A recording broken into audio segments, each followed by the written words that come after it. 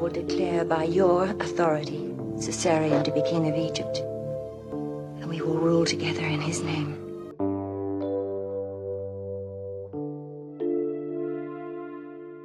In 1963, Hollywood witnessed one of its grandest and most chaotic productions, Cleopatra, starring Elizabeth Taylor and Richard Burton. Behind its shimmering gold and lavish sets lay a story of scandal, disaster, and desperation that nearly destroyed an entire studio. This wasn't just a film. It was a legend born from ego, money, and obsession.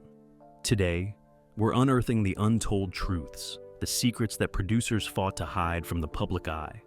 From record-breaking salaries and secret affairs to catastrophic set failures and financial collapse. Here are 20 shocking, bizarre, and little-known facts about Cleopatra, 1963, that reveal how one movie changed Hollywood forever. The Vatican's condemnation of the film. Cleopatra's release in 1963 was met with controversy, not for its artistry, but for its moral implications. The Vatican publicly condemned the film, denouncing Elizabeth Taylor's off-screen affair with Richard Burton as a disgrace to the sanctity of marriage. Catholic publications urged believers to boycott the movie, calling it a sin-made spectacle. Fox initially feared the backlash would destroy ticket sales, but instead, the condemnation fueled curiosity and publicity. Audiences flooded theaters to see what had caused such moral outrage. The scandal became one of the first instances where negative publicity actually boosted a film's success. Behind closed doors, the Vatican's statement was considered a direct attack on Hollywood's growing disregard for traditional morality. Yet Taylor and Burton capitalized on the scandal, appearing together at premieres and defiantly proclaiming their love. The controversy transformed Cleopatra from a film into a global event, intertwining art, religion, and scandal in a way no movie had before. The movie that almost bankrupted 20th Century Fox. Cleopatra wasn't supposed to be a financial disaster. When 20th Century Fox approved the project in 1958, the studio envisioned a modest historical drama, budgeted at just $2 million. But what followed was a perfect storm of poor planning, production chaos, and unchecked extravagance. The final bill? Over $44 million, the equivalent of nearly $400 million today, making it the most expensive film ever made at the time. The mounting costs became so severe that Fox's entire financial stability was at stake. The studio had to sell off 180 acres of its backlot, land that would later become Century City in Los Angeles. Executives were replaced, projects were canceled, and by 1961, Fox was teetering on the edge of bankruptcy. Even after its release, Cleopatra's box office success couldn't erase the debt. While it grossed over $57 million, the production expenses and marketing outlays devoured any profits. Industry insiders called it the film that almost killed Hollywood's golden age. The producers tried to suppress internal memos that documented the mismanagement and waste, fearing that investor confidence would collapse. But decades later, the truth became public. Cleopatra's chaos had nearly sunk an empire. Multiple directors, and complete chaos behind the scenes. If the budget problems weren't bad enough, the Cleopatra production was cursed from the start with unstable leadership. Initially, Ruben Mamoulian was hired to direct the film, but his tenure was plagued by freezing weather, constant script rewrites, and the absence of a finished screenplay. After months of filming with little progress, Mamoulian walked off the project, or rather, was forced out by studio pressure. He was replaced by Joseph L. Mankiewicz, the acclaimed director of All About Eve. Mankiewicz inherited a mess. Scenes had to be reshot, sets were torn down, and the script ballooned to more than 300 pages. He worked without a completed screenplay for months, improvising dialogue and rearranging sequences daily. At one point, the production was shut down for nearly half a year. The delays caused costs to skyrocket, and by the time cameras rolled again, Mankiewicz himself was on the verge of collapse. He eventually filmed over 120 miles of footage, more than any other film of the era. The producers later destroyed early test footage and unused reels to avoid further embarrassment. Publicly, they blamed creative differences, but privately, studio memos described it as uncontrolled madness. The turmoil was so severe that Fox considered canceling the entire movie. Elizabeth Taylor's near-death experience on set. At the height of production chaos, Cleopatra almost lost its star. In 1961, Elizabeth Taylor was filming in London when she suddenly collapsed. She was rushed to the hospital and underwent an emergency tracheotomy to save her life from a near-fatal case of pneumonia. The studio tried to suppress details of her condition, fearing that investors would panic if the press learned their million-dollar lead was near death. But paparazzi caught wind of the story. When Taylor appeared at the Academy Awards months later, her tracheotomy scar was clearly visible, a haunting reminder of how close the production came to total ruin. Filming was halted for weeks. During her recovery, the studio moved the entire production from London to Rome, citing health concerns, but also hoping for better weather and tax advantages. The new Cinecittà sets cost millions more, effectively doubling the film's expenses. Insiders claimed the producers discussed recasting Cleopatra several times, but Taylor's contract, which guaranteed her full pay regardless of completion, made firing her impossible. Instead, they waited. Her return was triumphant but fragile. Crew members recalled she struggled to breathe during long takes, yet insisted on performing elaborate scenes. What the public saw as glamour was, behind the scenes, a performance of endurance and pain, the sets and costumes that had to be built twice. One of Cleopatra's biggest hidden disasters was architectural. When filming began in London's Pinewood studios, the production team spent months constructing elaborate Egyptian palaces and temples. But the British weather refused to cooperate. Continuous rain ruined the massive outdoor sets, destroying painted backdrops, collapsing props, and delaying shoots endlessly. Worse still, the bright desert atmosphere the script demanded was impossible to recreate under London's gray skies. The footage already filmed was deemed unusable. So, after Taylor's illness forced a pause, the studio scrapped everything and rebuilt it all in Rome's Cinecittà studios. Every column, statue, and throne was reconstructed at enormous cost. The crew even imported sand from Egypt to get the perfect texture for the ground. In today's terms, this relocation cost roughly $20 million. The first set, painstakingly created by British craftsmen, was dismantled and quietly dumped to avoid press scrutiny. Studio officials forbade photography of the ruined sets, fearing investors would lose faith. The costume department faced similar tragedy. Designer Irene Sheriff had already completed hundreds of lavish costumes in London, many of which couldn't survive the humidity or were damaged beyond repair during shipment. Everything had to be remade, twice. While producers later showcased the Rome sets as grand spectacle, the waste they covered up told a different story. Cleopatra's empire was literally rebuilt from its own ashes. The scandalous affair that rocked Hollywood. Perhaps no behind-the-scenes story in cinema is as infamous as the Elizabeth Taylor-Richard Burton affair. Both stars were married, Taylor to Eddie Fisher and Burton to Sybil Williams, when sparks flew on the Cleopatra set. Their on-screen chemistry ignited into a real-life romance that scandalized the world. The affair began quietly, hidden among night shoots and rehearsals in Rome, but the paparazzi soon caught on. Tabloids printed photos of the two sharing intimate moments between takes, and international headlines exploded. The Vatican condemned their relationship as erotic vagrancy, while U.S. Congress members publicly denounced the moral decline of Hollywood. Producers panicked. The studio's publicity department worked overtime to downplay the scandal, fearing audiences would boycott the film. They even attempted to confiscate press photos and bribed photographers to suppress negatives. But it was too late. The affair became one of the biggest celebrity stories of the 20th century. Behind closed doors, executives realized something ironic. The same scandal that terrified them also made the film unmissable. Interest in Cleopatra skyrocketed. Ticket sales soared in part because people wanted to see the movie that sparked the most famous love affair in Hollywood history. What began as moral outrage turned into free publicity, and though the studio denied it for years, that forbidden romance may have saved Cleopatra from total financial ruin. The million-dollar contract that changed Hollywood. Elizabeth Taylor was already a major star when Cleopatra began production, but her contract for the role set a precedent that stunned Hollywood. After the original actress, Joan Collins, was dropped, Taylor was offered the part. Her response was famously dismissive. "I'll do it for $1 million." To everyone's surprise, 20th Century Fox agreed. Taylor became the first actor in history to receive a $1 million base salary. But that was only the beginning. Her contract also guaranteed 10% of the film's gross profits, first-class travel and accommodation for her entourage, a personal makeup team, and approval over the script, director, and costume designer.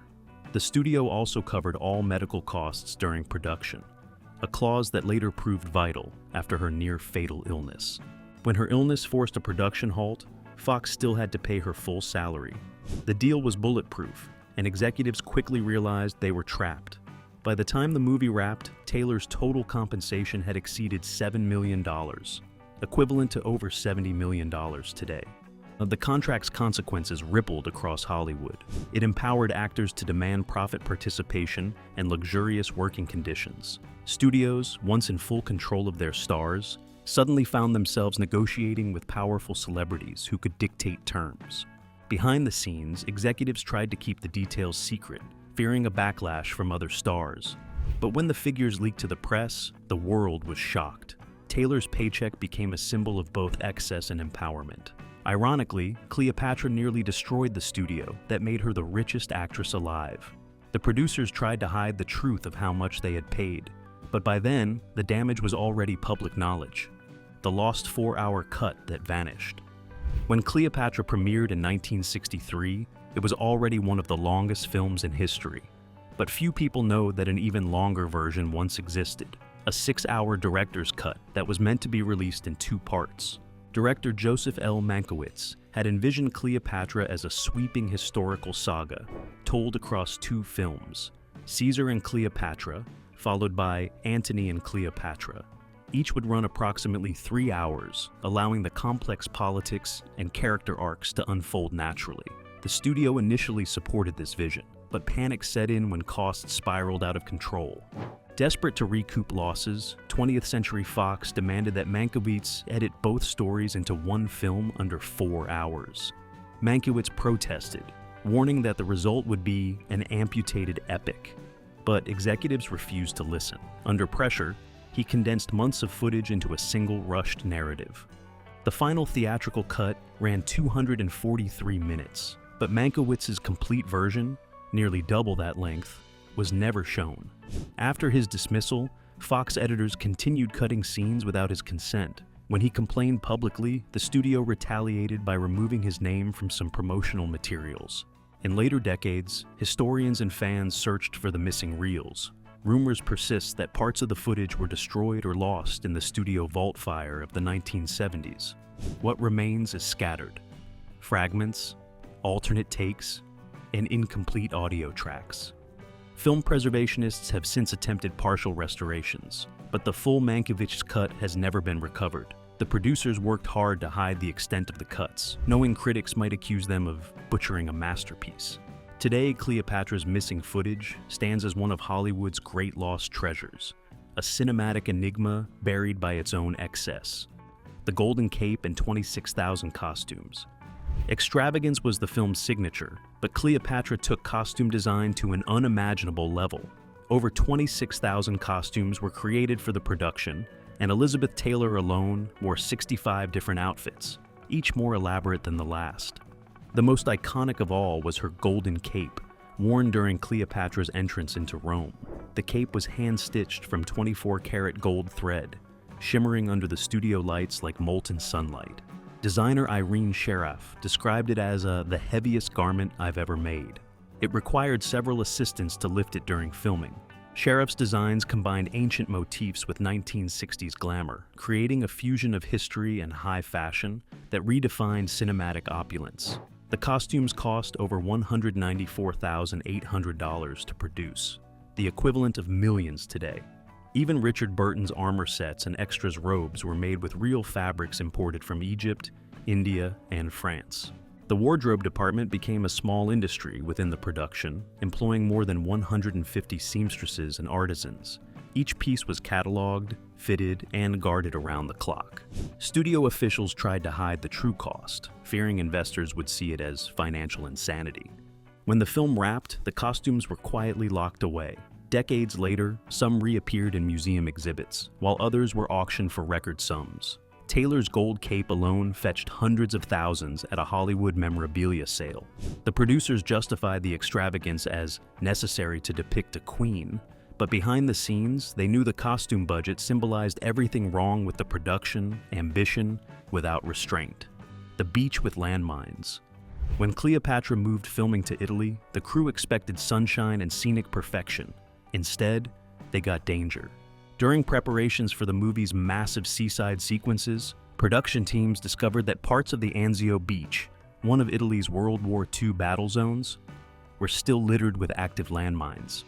Engineers called in the Italian military to sweep and clear the area before filming could begin. Several weeks were lost as soldiers combed the sand with metal detectors and carefully detonated explosives. The studio tried to keep the story quiet, fearing that publicity about mines would delay permits and raise insurance costs. The shocking discovery added another layer of absurdity to an already cursed production. Crew members joked grimly that Cleopatra's army might end up losing soldiers before cameras even rolled. Despite assurances that the beach was safe, many extras refused to work near the shoreline. Some Roman soldiers in the background scenes were actually Italian servicemen who remained on site for safety supervision. When filming finally resumed, the resulting scenes looked effortless, with shimmering water and perfect sunlight. Few in the audience ever suspected the danger that had lurked beneath the sand. The incident became an industry legend, a story whispered at Hollywood parties but never officially acknowledged by Fox. Only years later did production assistants confirm what had happened, describing the tension of filming on a battlefield-turned-movie set. In the long list of Cleopatra's disasters, few moments were as bizarre or ironic as this, a film about conquest shot on a literal minefield. The studio power struggles behind Cleopatra. Behind the spectacle of Cleopatra was a brutal war for control. The film didn't just pit Antony against Caesar. It set Elizabeth Taylor against 20th Century Fox executives. Taylor, through her company MCL Productions, negotiated significant creative power. She had script approval, choice of cinematographer, and veto rights over certain crew members. Few actresses had ever wielded that level of influence. Fox executives, meanwhile, were divided. Some wanted to finish quickly and cut losses. Others, seduced by the film's grandeur, insisted it be the most magnificent picture ever made. This clash created constant tension on set. Director Joseph L. Mankiewicz found himself trapped between Taylor's artistic vision and studio orders. In one memo, he wrote that he was directing two Cleopatras, one for art, one for business. At one point, executives tried to replace Mankiewicz mid-filming, but Taylor threatened to quit if he was removed. The studio backed down, unwilling to risk another shutdown. The internal battles grew so toxic that the studio's president, Spiros Skouras, was eventually forced to resign. His successor, Darryl F. Zanuck, was brought in to salvage what remained. Zanuck made drastic cuts, slashed budgets, and personally supervised the final edits. In public, Fox promoted the film as a unified artistic vision. In private, it was a battlefield of egos and power plays. Every scene represented a negotiation, every delay a struggle for dominance. By the time Cleopatra premiered, the producers were exhausted and divided. The final cut was less a film and more a peace treaty, the uneasy result of ambition colliding with control. Elizabeth Taylor's million-dollar wardrobe scandal. Elizabeth Taylor's Cleopatra was not just a film, it was an empire of luxury. The actress's wardrobe alone became one of the most extravagant expenses in Hollywood history. Reports indicate that over 65 costumes were created for her character, each handcrafted with real gold threads, Swarovski crystals, and fine silks imported from India and France. The total cost? Over $200,000 in 1963, equivalent to nearly $2 million today. What shocked even insiders was that Taylor's alleged insistence on approving or altering each design to her liking, delaying production for weeks. Some gowns were remade entirely to match her jewelry, which often included authentic diamonds and emeralds. According to film historian Kendra Bean, Taylor's most famous gold ceremonial gown weighed over 70 pounds, requiring assistants to help her move between takes. Studio executives were furious, but Taylor defended the wardrobe as essential to Cleopatra's aura of divine majesty. The lavish fashion became both a symbol of the film's visual splendor and a reminder of its financial recklessness. To this day, Cleopatra holds the record for the most expensive costume budget in film history. A detail 20th Century Fox tried to downplay as costs spiraled out of control. The storm that wiped out the set. Disaster struck in 1961 when a violent Mediterranean storm devastated the Cleopatra production at Cinecittà Studios in Rome. Gigantic set pieces, including full-scale replicas of ancient Alexandria, were torn apart overnight. The colossal harbor, constructed over several acres and designed to impress audiences with its realism, was completely flooded. Crews worked frantically to save props and animals, but the storm's force destroyed months of craftsmanship. Some sets were so large they couldn't be covered or dismantled in time, leaving the studio with damages estimated at over $1 million. This catastrophe forced 20th Century Fox to rebuild much of the film's Egyptian architecture from scratch, delaying production for months and adding new costs to an already bloated budget. Newspapers at the time described the scene as an archaeological tragedy in progress. The setback was so severe that executives briefly considered canceling the film altogether. Some crew members, shaken by repeated mishaps, whispered that the production was cursed. Although the storm was a natural event, its impact became emblematic of Cleopatra's chaotic and seemingly doomed creation. A film that, even before release, seemed to court disaster at every turn. The Curse of Cleopatra: Deaths, Accidents, and Omens. The filming of Cleopatra was plagued by misfortune, and whispers of a curse spread among the cast and crew. Several on-set accidents left extras injured, including falls from chariots and collapsing set pieces. Italian tabloids reported at least 2 accidental deaths among local workers during construction of the massive sets. The most dramatic incident came when Elizabeth Taylor herself nearly died of pneumonia in 1961, requiring an emergency tracheotomy. Her near-death experience shut down filming for several weeks and fed the idea that the project was cursed by the gods. Director Joseph L. Mankiewicz reportedly joked that Cleopatra's ghost wants her story left untold. Even after production wrapped, more oddities followed. One extra was killed in a car crash shortly after filming, and another mysteriously vanished. Whether coincidence or consequence, these incidents cemented Cleopatra's dark reputation. The media ran with the story, framing it as Hollywood's most haunted film. Though no official record supports the idea of a curse, the production's staggering misfortunes gave audiences plenty of reason to believe something uncanny was at work behind the camera. The script rewrites that rewrote history. Cleopatra's screenplay underwent endless rewrites, each version shifting her image to fit political and cultural expectations of the early 1960s. Originally, screenwriter Sidney Buckman portrayed Cleopatra as a brilliant strategist and diplomat who used intellect over beauty to rule her empire. But after concerns that the film's tone might alienate conservative audiences, studio executives ordered massive changes. The revised script focused heavily on Cleopatra's romantic relationships, with Julius Caesar and Mark Antony, turning her from a ruler into a tragic lover. Director Joseph L. Mankiewicz later admitted he felt betrayed by compromise. The shift wasn't just artistic, it was political. During the Cold War, American studios avoided stories that portrayed non-Western women as powerful leaders.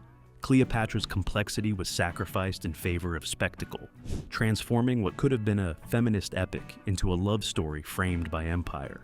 The rewrites also reflected Hollywood's internal struggle between art and commerce.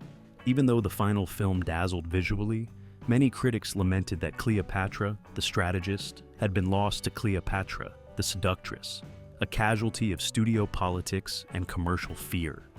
The secret rivalry between Taylor and Burton. Behind the glamorous facade, Cleopatra's leading stars were locked in a volatile rivalry that electrified Hollywood. Elizabeth Taylor and Richard Burton's passionate affair became a global scandal, but what most people don't know is that their on-set relationship was as competitive as it was romantic. Crew members recalled constant power struggles between the two, both vying for dominance on screen and off. Burton reportedly grew frustrated that Taylor received higher billing and pay, while Taylor resented that Burton's natural charisma often stole scenes. Arguments would erupt between takes, sometimes lasting hours, forcing Mankiewicz to halt filming.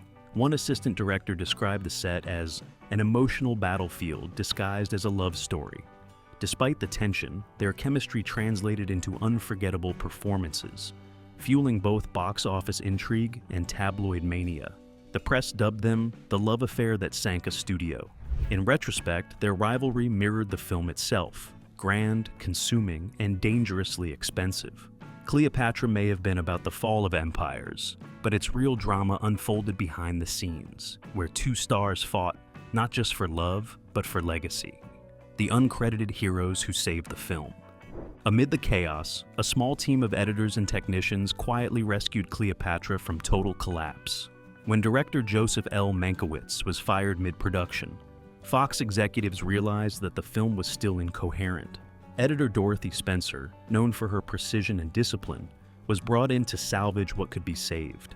She worked tirelessly, often sleeping at the studio, piecing together hours of scattered footage to create a coherent narrative. Production designer John DeQueer also became instrumental, reusing destroyed props and redesigning the sets under impossible deadlines. Spencer's editing shaped the final version that audiences saw, transforming disorganized reels into cinematic spectacle. Yet, her contribution was largely ignored in publicity materials.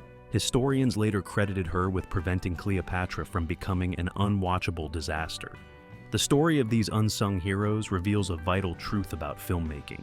Behind every on-screen legend lies an invisible army of talent, endurance, and quiet genius. Cleopatra's Legacy, the film that changed Hollywood. Despite its chaos and cost, Cleopatra transformed Hollywood forever. It marked the end of the studio system's era of unchecked extravagance and the beginning of tighter production controls. Filmmakers began prioritizing story over spectacle, and budgets became subject to stricter oversight.